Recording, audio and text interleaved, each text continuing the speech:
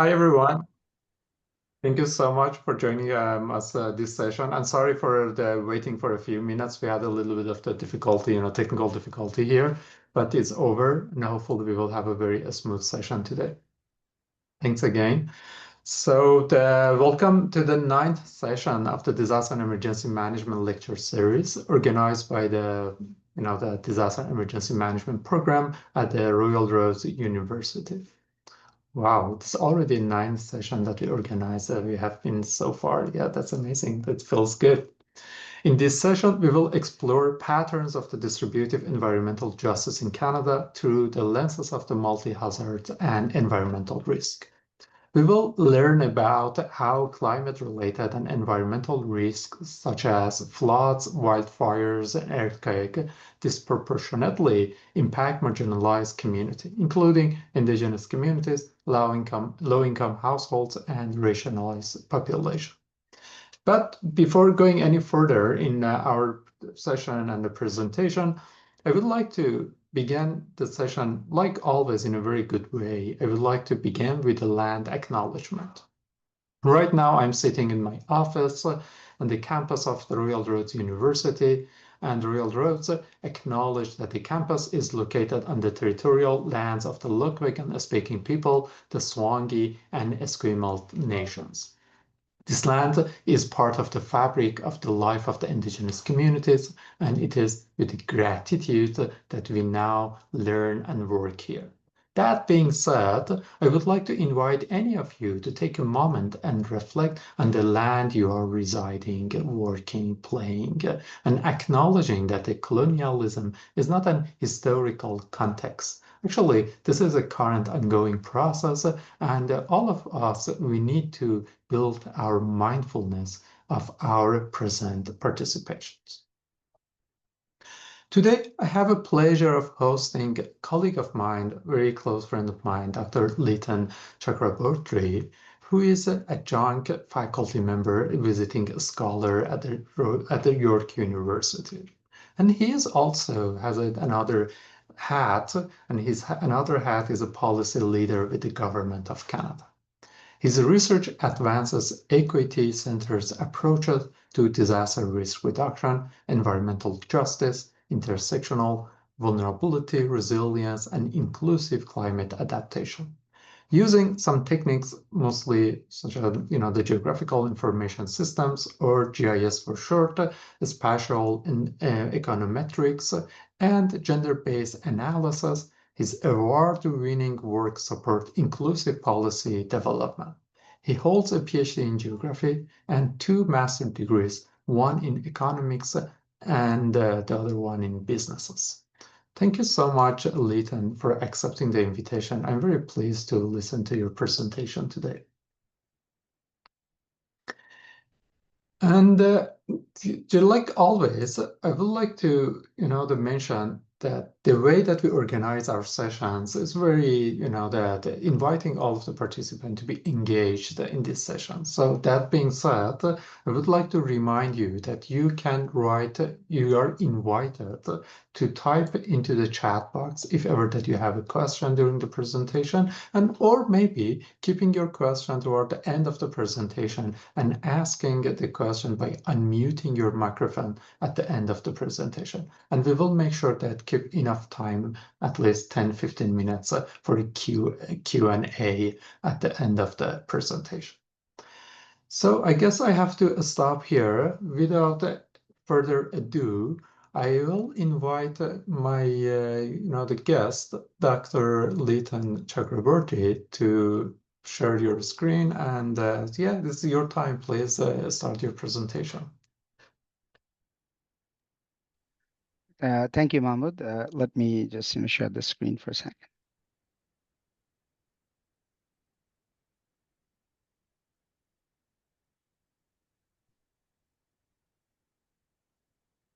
And meanwhile, I would like to also mention that I had a pleasure of developing a grant application with a very strong support of the Liton and his colleagues.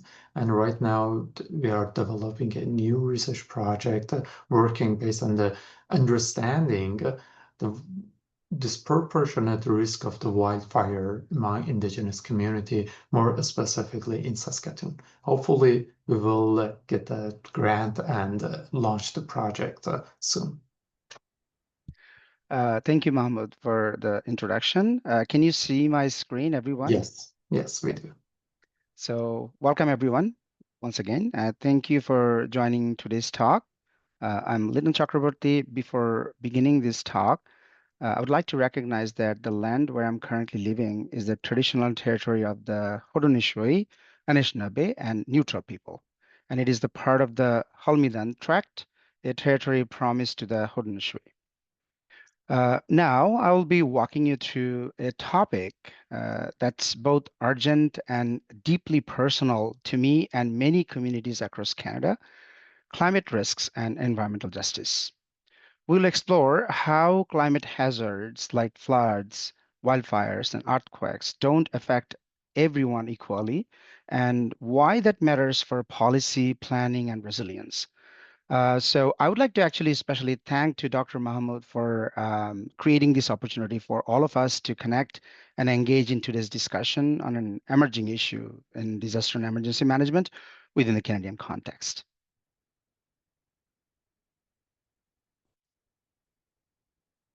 So before we get into the core of today's discussion, I would like to know the audience a bit. That's like, part of my own way of giving a talk.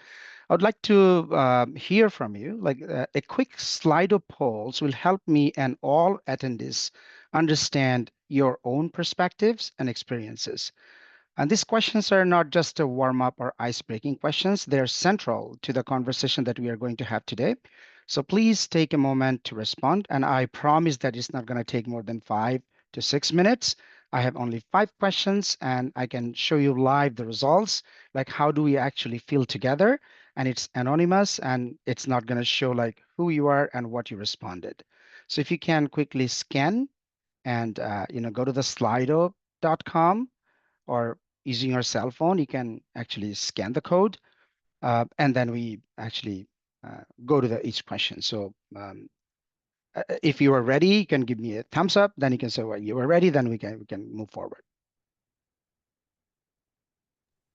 Is it only one question?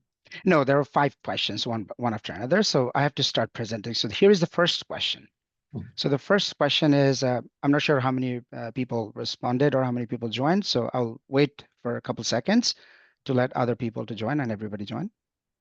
So you see that first question was, which region of Canada do you live in? I wanted to mean like while you attended this presentation, where are you currently located? So I can see 50% respondents are in British Columbia, 42% in Prairies. Some of them are in Ontario, and no one is from Atlantic, Northern Territories, or Quebec. And I can see only 12 attendees actually joined the poll. So I think we had initially 15. So let's go to the second question. The second question is here, have you or your community been directly affected by any of the following hazards or disasters? First one is flooding. Second one is wildfire, extreme heat or cold, storm, hurricane, tornado, drought, or any other hazards.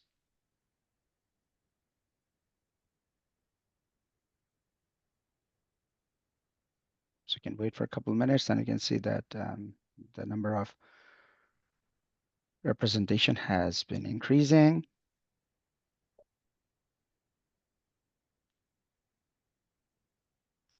So we have 11 respondents so far. We can see that 82% participants in this survey has been affected or maybe experienced in flooding. And then second one is wildfire. And third one is extreme heat or cold, and then storm and drought.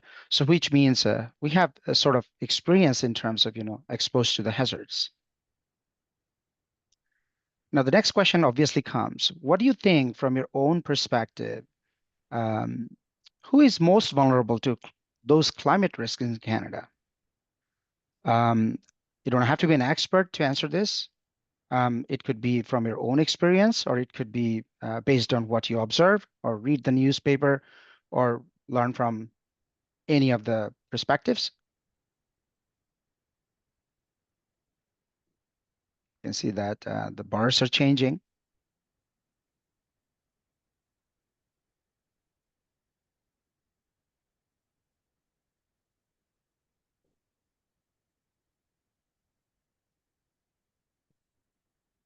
Right, we have 10 respondents, 11. So I repeat the question, who do you think most vulnerable to climate risk in Canada?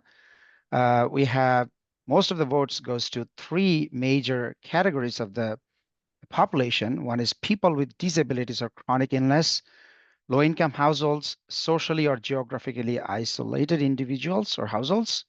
And then the second highest is Indigenous populations, First Nations, Inuit, and Métis. And then I can see seniors and people living in remote and rural areas.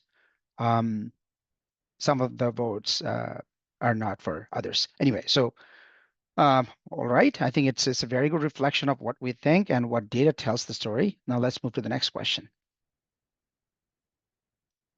Why do you think some population groups are more vulnerable to climate hazards and environmental emergencies in Canada? There are a couple of options there. It could be other than these options, but you can feel free to choose all of them, any of them, or whatever you think most relevant to these answers. For example, it's about the limited access to the income and financial resources, inadequate housing or old infrastructure, lack of inclusion, representation, pre-existing vulnerabilities, geographic isolation, lack of government support or disaster and emergency management plans, pre-existing inequalities, for example, racism, poverty, disability, historical marginalization, lack of trust.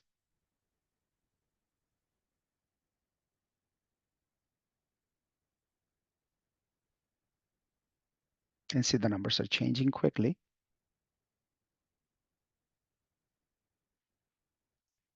Great. Yeah, so we agreed on a couple of the most relevant answers, pre-existing social inequities in terms of racism, in terms of poverty, in terms of disability.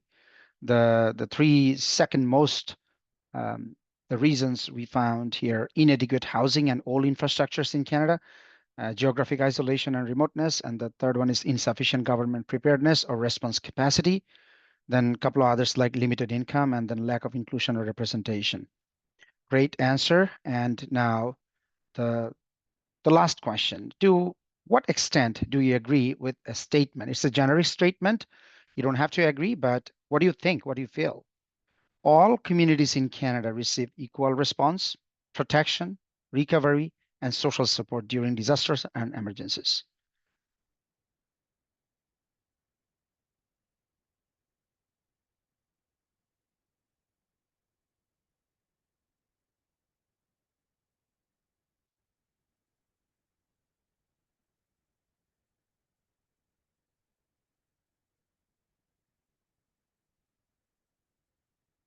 All right, we have 10 respondents here.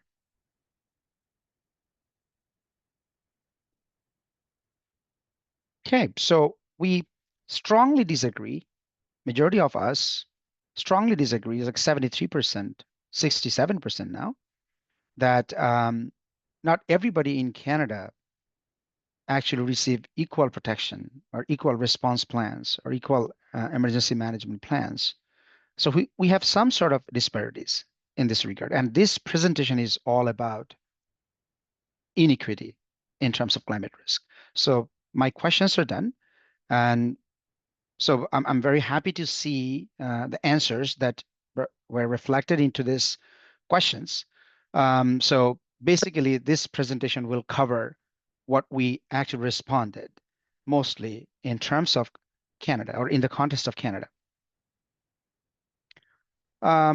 So some of us may agree on an argument that climate change is not just a future threat. It's a present reality. Floods, wildfires, and even earthquakes are becoming more frequent and severe. But here is the catch. We have already responded that not all communities are affected equally, and they do not bear the same burden of the risks. So we will explore how social and geographic attributes of vulnerabilities intersect and how we can move forward with a more just and inclusive approach to climate resilience. So the goal of this lecture is to provide an overview of the disparities in climate risks, helping attendees from all backgrounds understand the intersection of climate risk and social vulnerability. The talk aims to foster awareness and encourage inclusive dialogue around environmental justice as well as equitable climate adaptation and disaster risk reduction strategies. So before going into the deep dive into the analytics and results or research-based evidence, let's start unpacking what we mean by climate risk.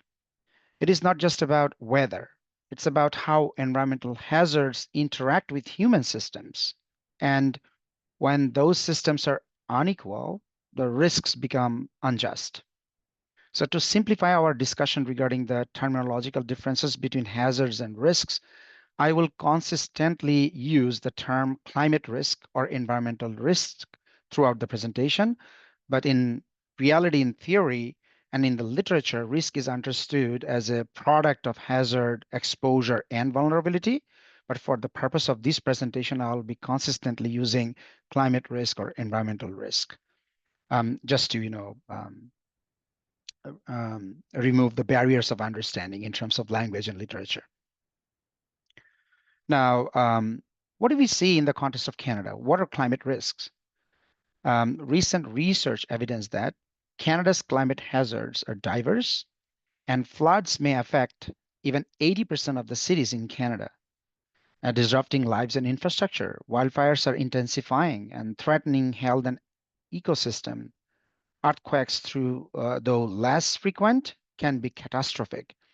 But the real story lies in who is most vulnerable. Those with fewer resources, weaker infrastructures, or limited access to support. So this presentation is all about finding which climate hazards are severe and where do vulnerability and climate change risk intersect with each other. So now that we have a general understanding of climate hazard or climate risk, it is important from a decision-making perspective to delve deeper into who could be most affected by these risks. More importantly, why certain groups are more vulnerable than others. Climate risks don't play fair. We all know this. They hit hardest where communities are least equipped to respond.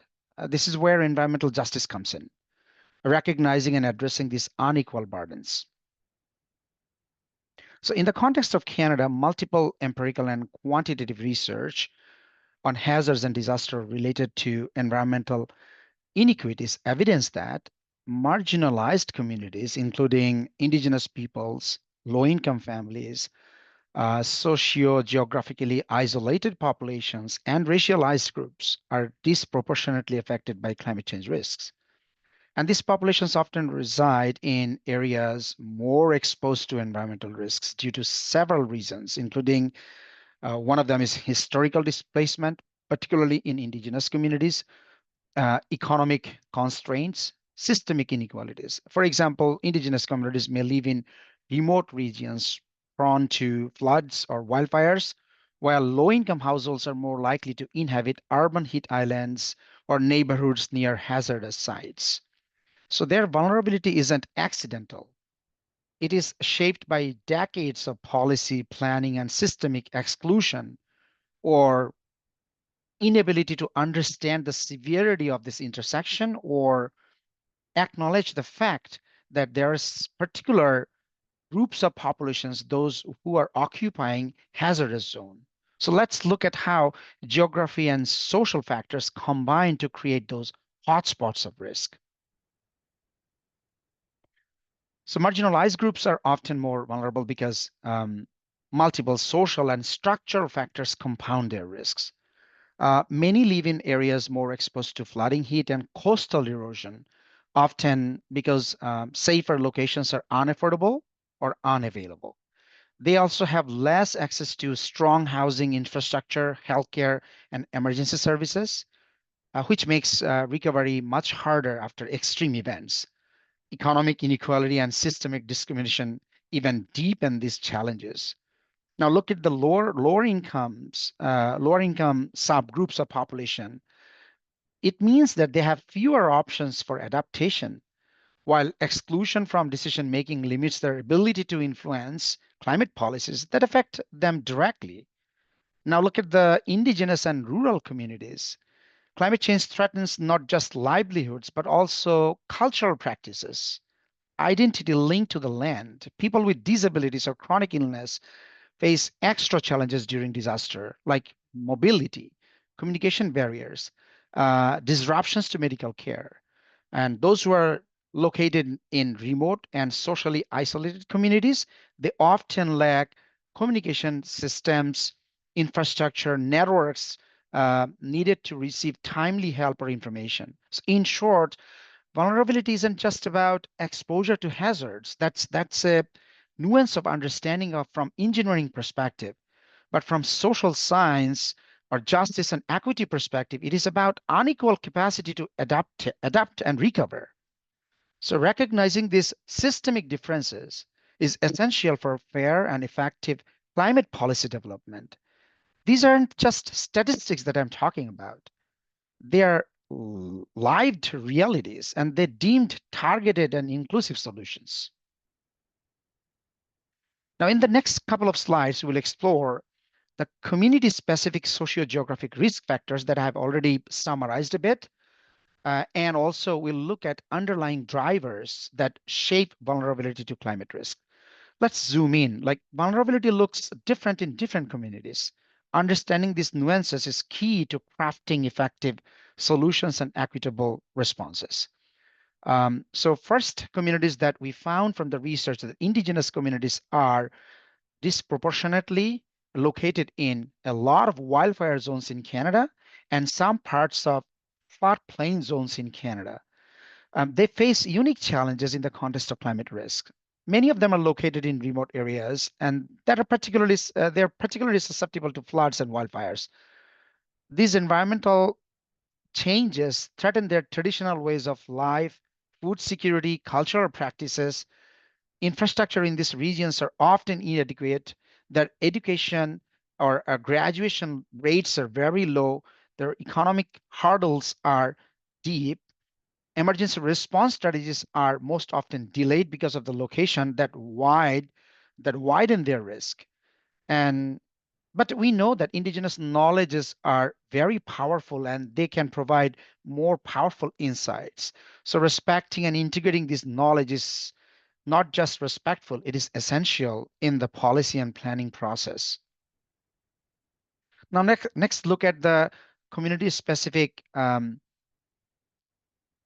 vulnerable characteristics for low-income and racialized populations. They often live in areas with higher exposure to environmental hazards, particularly in urban heat islands, proximity to industrial sites, and my own research on earthquake risk exposure and flood risk exposure in the context of Canada sufficiently provided empirical evidence that racialized and low-income individuals are disproportionately located into high-risk zones of flooding and earthquake risk in Canada. So their housing may be lacking climate resilience strategies, making them more susceptible to damage during disasters. Economic cost constraints limit their ability to recover, and systemic barriers such as lack of access to insurance or government aid. And these things actually further compound their vulnerability and make recovery harder. As recommended by researchers, we need inclusive policies and tools like community rating systems to embed equity into climate planning. So now we are moving into the environmental justice as a concept. It is not just as a concept, it's a framework for action. It means fair treatment in environmental decisions, recognizing environmental racism, and ensuring inclusive governance. Let's talk about how we can embed justice into disaster response and climate adaptation, which is an emerging research agenda in the context of Canada nowadays.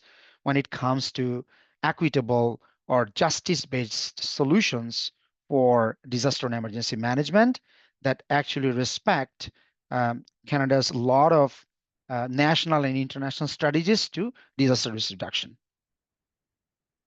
So climate justice asks who benefits from a plan or strategy or a program? Who bears the most burden of those risks? It could be environmental risk, disaster risk, hazards, or anything that people have no control on their hand. It demands that we use data like social vulnerability indices to guide decisions.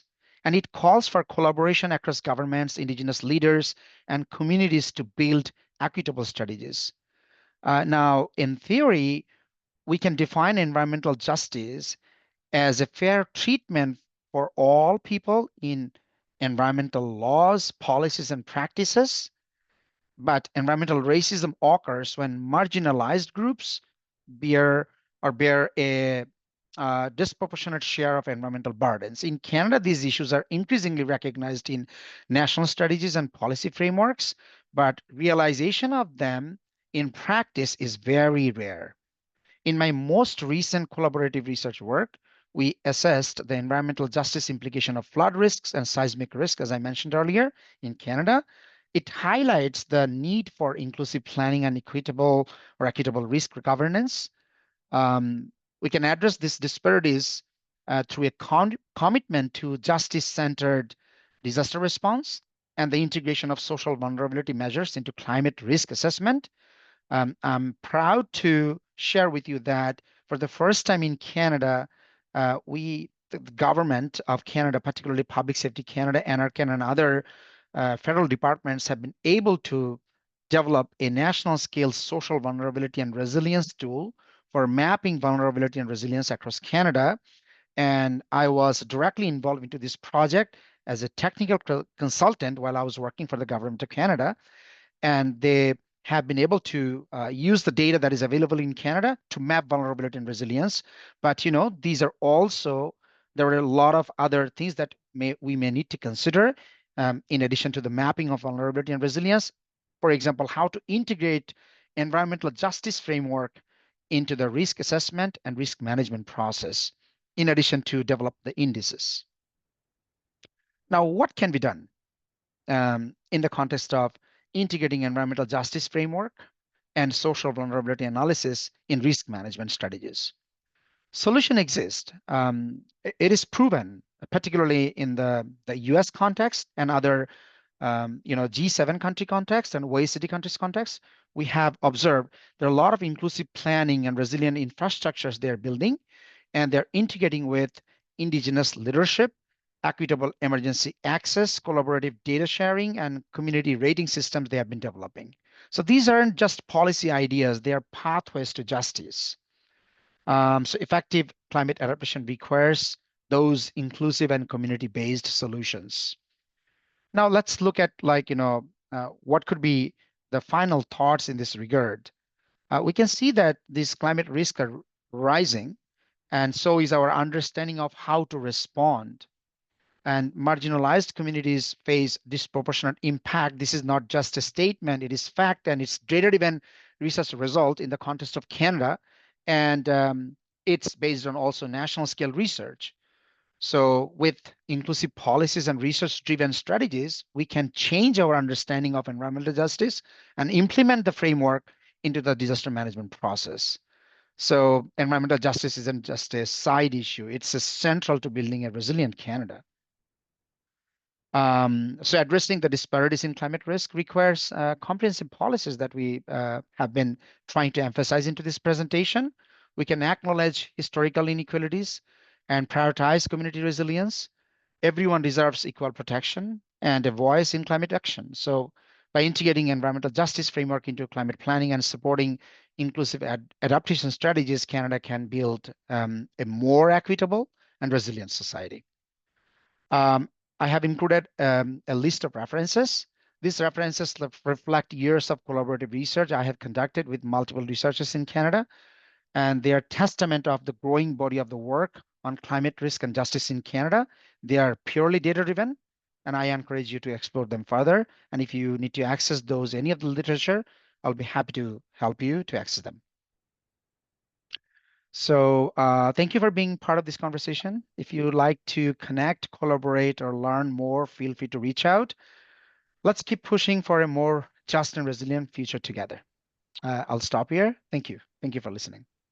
Thank you so much, Liton. I personally enjoyed listening to presentation, especially if, like the first time I saw the presentation in the very the interesting tools for engaging the participants and audience in the presentation at the beginning. I very much enjoyed this engaging presentation, and also thank you so much for the reminding us about the vulnerabilities in Canada and also about climate environmental justice. Thank you so much.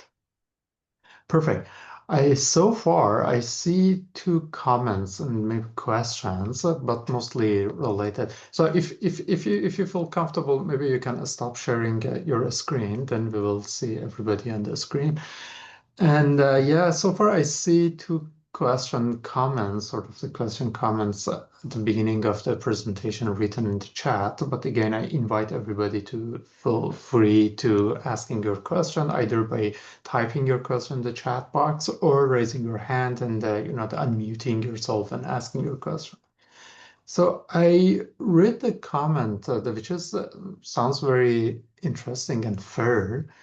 Jude in the comment mentioned that at the beginning when you had the categories of the social vulnerable categories in the community in Canada, she mentioned very interesting comments that we often forget an important category, which is infants and young children with their families.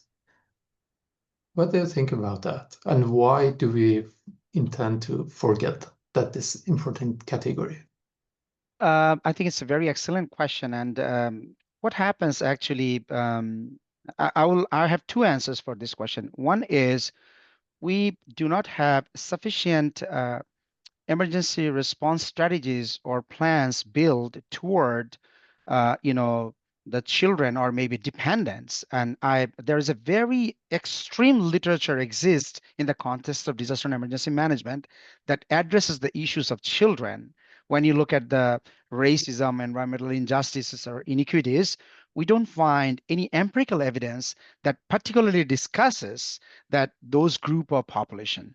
So it starts with actually when you become more adult and kind of dependent in terms of your financial liabilities, and also maybe if you're a student or homemakers and you don't have access to resources, but those who are actually dependent on families. So the policies or response strategies particularly focus on the families because they know that they're dependent. So if you are a lone parent household, for example, and you have 2 or 3 dependents on you, and dependents means they're children or they're under 18 years of age, that's why they're dependent on you. So if the policy can protect the homeowner as a lone parent household, and then we don't have to think about the children because they're already protected by the system. So that is kind of indirect way of protecting your family first, and the family head first, or who has responsibility to take care of the family first, and then automatically they will be like protected. And I think that's kind of the way the literature guides us to avoid the dependence. But I strongly agree that if we can collect data and then use them as a separate population subgroups in the injustice and inequity analysis, that would be fascinating to explore. I would try to do something in the future, but thank you for this question. Amazing, thank you. So Jordan, how did you find the answer? Do you have any reaction to this answer? Do you have a further question? No, I appreciate the assessment of some of the reasons why we're blind to this as a vulnerable population. And yes, thank you. I do also appreciate the thinking that this is an area where we should collect data in the future, because it's a blindness to something where the data is out there, the information is out there, we just haven't identified it well. So yes, thank you, and thank you for highlighting that, Mahmoud. Amazing. Thank you so much, Jody. So the next question is from Ryan. I assume that the question is related to the slide, the final question that you ask in your slides about do every categories receive equal the support and equal services or equal that have a benefit from the. I assume the government, but probably there was a missing part in your question is receiving this protection from who? It's a very I think targeted question, and I think Ryan got the it is a catch. Yes, I intentionally omitted government because it is very easy to pose a question to the government that we always seek protection from the government, but it is also a shared responsibility of protection of ourselves. So I would say that protecting ourselves from disasters and risks, it is not just the government responsibility. It's a shared responsibility of the homeowners as a person with knowledge, and also, of course, as a community as a whole, the local government, provincial government, federal government. So everybody as a part in the system has a role to play. So if we can just, ask a question about protection by the government, so it's a one way of asking this question to protect yourself. So that's why I would say that it's a shared responsibility for everyone, and we should take the equal kind of, the response strategies as same as the government. Because let's say the government has planned to protect you when you are facing emergencies, and they're giving you funding support or any kind of emergency support, but you're not willing to accept that because you are not aware about the risk associated with the actions that you're taking. Or even, let's say, your home could be flooded, you know that, and you're ignoring that fact that you need to protect it from overflowing the basement, or you are not taking care of your property level protection measures that is needed when you build it. Your land developer doesn't acknowledge the flood protection or flood plains that exist in here and develops it, which means the system is also broken. So it's a combined shared responsibility of protecting ourselves. We cannot just all the time blame and say that it's a responsibility of the government to protect ourselves. It's a human rights. What about my own rights to protect myself by empowering our knowledge itself? So I intentionally omitted the government part. Thank you. I hope it clarifies. Amazing. Thank you. Ryan, do you have any reaction on this answer? Do you have a twist? Yeah, sure. So great answer. I love that you purposely did that because it was my first thought is like, well, I'm going to answer this differently depending on who you're talking. I love the way you're speaking about it because to me, that is where disaster and emergency management needs to go. That is where this modern evolution of what is happening, needs to take root and be shared in that responsibility. And just from a personal point of view, yeah, I work with the provincial government. I've worked with them a lot. I've worked with a lot of local municipalities, and the struggle there is to me, that is something, especially, being a disaster management student right now at Royal Roads and studying this, a lot of where we're going with it, attempting to share that, attempting to say, let's build this program to do this. Like, so many fires happen and the residents, they wanted to somehow be included. And, yes, there's different ways where they can't or they can, but no one is looking to develop ways to do that.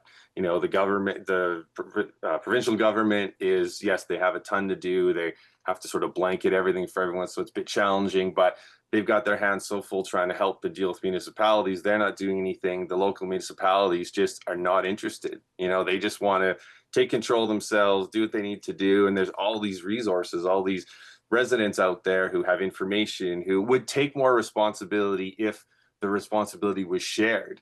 But what I'm seeing right now is just such a struggle in municipalities. Like, no, we're in control. We have to make the choices. And maybe that is because it's coming down from the higher saying it's on you. But then there's the divide and separation. And then you've got people, one of the communities I worked, they went through terrible fires. And one of the biggest problems was the residents are like, no, we're not evacuating, make us.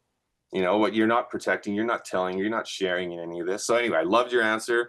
Don't know how. I'm working on some programs right now to attempt to build something, but yeah, I just feel like I'm facing a wall. But thank you for that. Yeah, I would like to also add to some of the points that, I've been attending multiple workshops after my PhD and even community-led, discussions as a as a part of the government, also as a researcher. After publishing papers, I've been interviewed by multiple media as well in terms of environmental racism and justice. And this is a question, it's a burning question all the time. Like, is it the government's responsibility all the time to protect yourself? Or is it my responsibility? Or is it a shared responsibility? Because, as a human, we have, like, if you are raising a family, you don't expect that, all the time as a family head, you'll take care of your family all the time. Your dependents and your partner also have a shared role to play. And that's the purpose of having this conversation, that it is equitable protection for sure, but we should play our part as well. Perfect. Very interesting. I like that we have this conversation here in the discussion. Is a part of the argument that usually we have on the disaster governance literature. And yeah, it's a very interesting topic, and it's a controversial topic as well. Perfect. So the next two questions are from Kira. The one is short, and she just wanted to know about the possibility of having access to your PowerPoint slides. Liton, what do you say? Yeah, I think as long as they are used for a good purpose, learning or maybe sharing the knowledge and information, of course, you're happy to share. Just one thing I want to mention, that some of the quotes that I made into this presentation, they are actually based on actual research. So the references that I would strongly recommend you go through the papers and publications, read them out. And if you have any technical questions or methodological concerns or anything that you want to explore further with me, I'm happy to discuss, and in a different channel, because I wanted to keep this presentation more non-technical, not methodological, not data-driven. It's all about the discussions and engagement, that we understand in plain and simple language that environmental racism and justice is an issue, and it's a data-driven approach. Maybe we can address it together. Thank you. Thank you for your interest. Amazing. So that's why I understood your presentation well. It wasn't something. Okay, the next question is about in the realm of the indigenous community. I'm reading the question out. So, in the realm of the indigenous communities, oftentimes we see provincial and federal governments disputing amongst themselves who is responsible for providing the resources, care, to a point where a standstill occur, which can be devastating. Essentially, they argue endlessly, and no resources are doled out at the expense of these communities. Is this an issue you have seen in environmental justice as well? I think it's a very good question, excellent question, actually. So yes, it's part of the justice could be, one is with the system, and one is with the, actually in environmental justice or social justice is a concept in the environmental landscape. Environmental risk landscape has been understood as two type of injustices. One is geographic injustices, like based on your location, and another one is systemic injustices. And systemic injustices are related to barriers to understand the fact, knowledge, and acknowledging the fact, and also like understanding data-driven insights. So, and also some other risk protection measures that we often see and we ignore them. So it is a part of the systemic, I would say, inequalities, that they are trying to pass over the responsibilities one to another, or ignore the fact who is responsible for what, or not trying to actually come up with a universal protection or risk management strategies or policies. So the part of the reason of this is like, misunderstanding, because of the fact that our lands and traditional territories and the traditional lands have a different guiding rules than what we have in the modern and urban system of risk management. So what happens that, these two knowledge has a huge disparity in terms of conversation having in the round table, like how to manage the risk. So if you're a person representing indigenous communities, your own way of understanding risk is different than what is like nowadays modern way of risk management. So of course, like, those who are decision maker in the government or maybe in the system, so they are mostly unaware of the land-based practices or lived experiences or the way you manage the risk in your ground. So that's why, they often try to ignore those misunderstanding or try to pass the responsibility to the other part of the government or part of the communities. So it is often recognized as a systemic barriers in the risk management. It's, of course, it's part of the environmental injustices. And thank you for these important questions. And I think, Mahmoud, I mean, if we are successful ever in our joint the research funding or grant application, probably this type of questions should be addressed into the survey and interview process, so that we can find more evidence toward like what's happening in the ground, those who are experiencing emergencies, and whether it's a systemic disparities or racism or kind of a misunderstanding who currently exist in the emergency response plans. Amazing. Yeah, thank you so much. Yeah, I also I do agree with you. We have to take a note, and it's a very pertinent question that we should integrate it in our research project. Perfect. Amazing. So we have a still time. Oh, I see that one new more question. Oh, if you feel free, maybe that you can ask your question or turning on camera, unmuting yourself. But I will be happy also to read your question, whatever that you feel comfortable with. So I read the question, is there currently any research analysis what European countries have or are doing in this area? My first thought jumps to the extensive tunnel network in Finland, and that all citizens have to take training on where they need to go during a disaster or emergency. I understand that Canadian is spread more vastly, and this may only be a consideration for urban centers. Yeah, it's a great question. I have a limitation of the knowledge as well, so I haven't have a chance to explore European countries' issues in the context of environmental justice. I was all the time focusing on Canadian perspective, North American perspective, and other relevant G7 countries, but not as a Europe whole. So this injustice issues, mostly the concept of environmental justice actually started not long ago, like about 50 years ago or 60 years ago, in a part of US. So when intentionally some of the pollution areas, toxic air pollution areas were decided to be located where racially marginalized populations live in US. So, and that was a part of the movement and started like as environmental justice is a concept that why our communities have been dumped with all this kind of toxic pollution. And after that, this concept has been empiricalized and then studied in the context of different hazards and disasters. And of course, in addition to the environmental risk, there are some other areas this justice concept has been implemented.